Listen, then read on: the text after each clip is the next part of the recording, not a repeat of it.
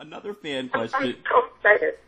Another fan question. Francesco Raffi said, "I just want to know whether JoJo will perform a dance. I guess, a dance in your next music video, and jumping. I guess he's asking, Jumping Trains will be the next single." Jumping Trains is not the first single, but it is a song of the album. Mm-hmm. And will I be dancing for this album cycle? Yes, absolutely. I want to push myself in all areas. Mm-hmm.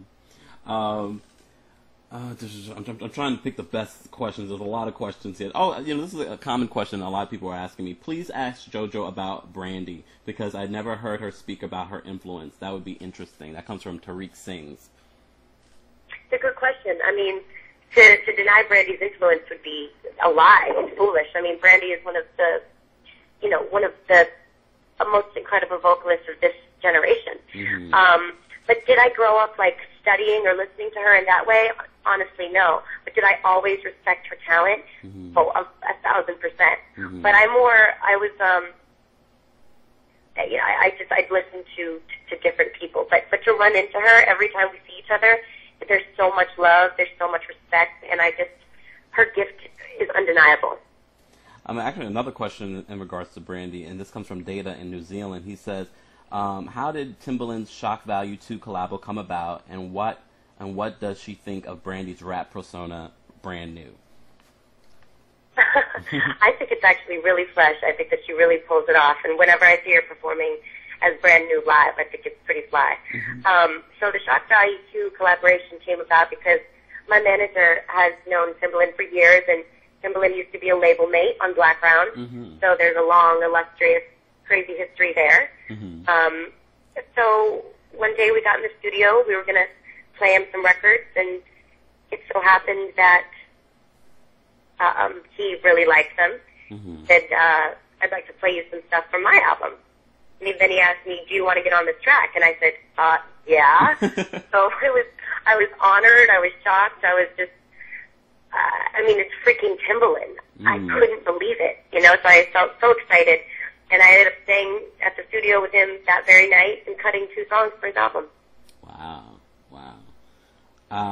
Another question. Michael from Dubai asks, after being gone for some time, how do you feel about the change in music over the years, and what do you have to bring to this new era of music? Very good question. Music has certainly evolved since I came out when I was 13, which was in 2004. Mm-hmm. And the way I feel about it is that I think, honestly, it's an exciting time for music. We're at this point, which is really scary, where there's all this piracy, there's all this illegal downloading of music. It's like, what is going to compel people to buy albums? Mm-hmm. I think that what that is people will buy albums when they care about the artist, and when there's a body of work that is of value and isn't just 1 or 2 singles. Mm-hmm.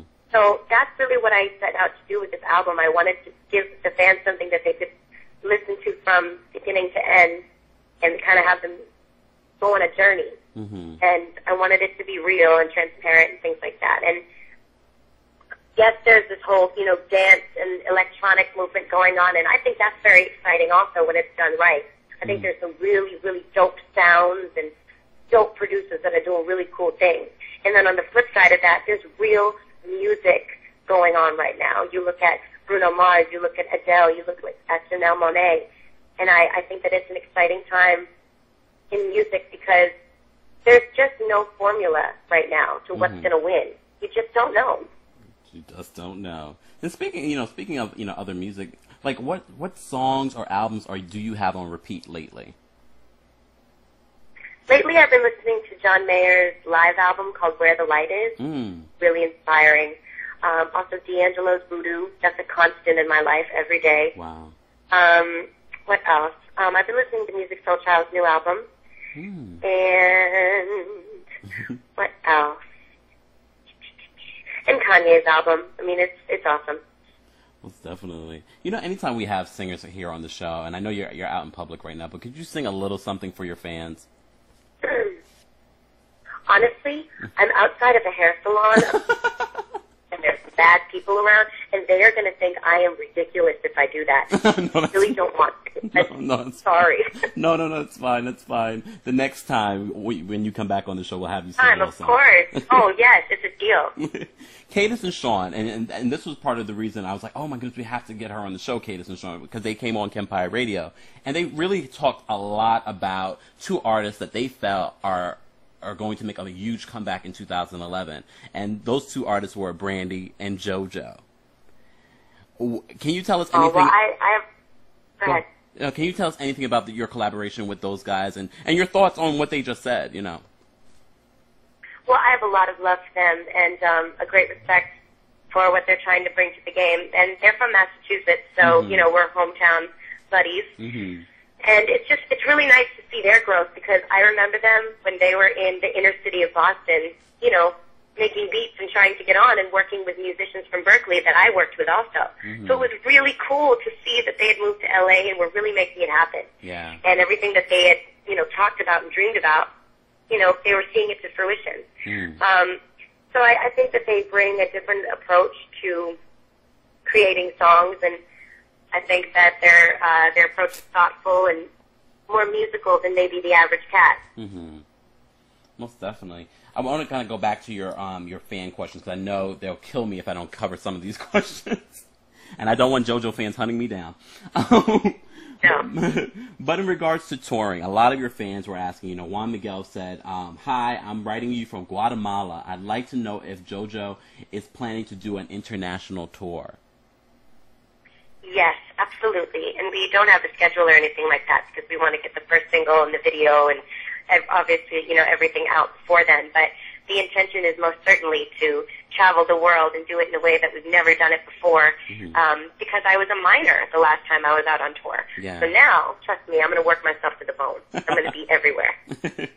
This chick got soul, Dorsa. She says, question for JoJo from Dorsa in London, England. What is the weirdest thing that has ever inspired you to write a song? I thought that was a great question.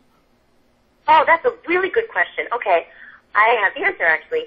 So recently when the tsunami happened in Japan and there was a great tragedy over there, we were experiencing some acid rain in California.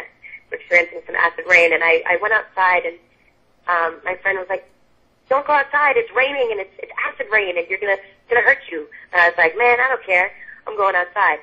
So I go outside, and I'm just like looking up at this rain. I was like, man, this thing that feels so refreshing, so beautiful, this could really hurt me.